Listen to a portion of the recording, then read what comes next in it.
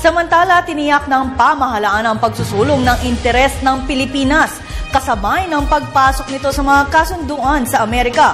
Ayon kay PCOO Secretary Sonny Coloma, mahalaga ang alyansa ng Pilipinas sa iba pang mga bansa gaya ng Estados Unidos bilang bahagi ng aspeto ng ugnayang panlabas. Dagdag pa ng kalihim, makatutulong ang mga kasunduang ito sa pagpapalakas ng depensa dahilan upang mas maging handa ang Pilipinas sa pagharap sa mga isyu sa rehiyon ng Asia-Pasipiko.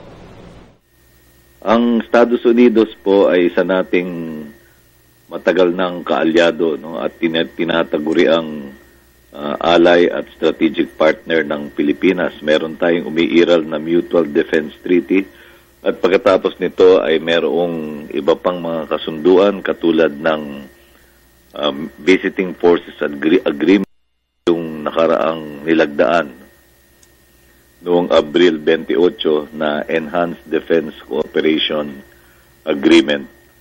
Lahat po ng ating ginagawa ay naaayon sa pambansang interes ng Pilipinas bilang pagpapatatag sa ating tanggulang pambansa at kapasidad nating harapin ang mga bagong realidad sa rehiyon.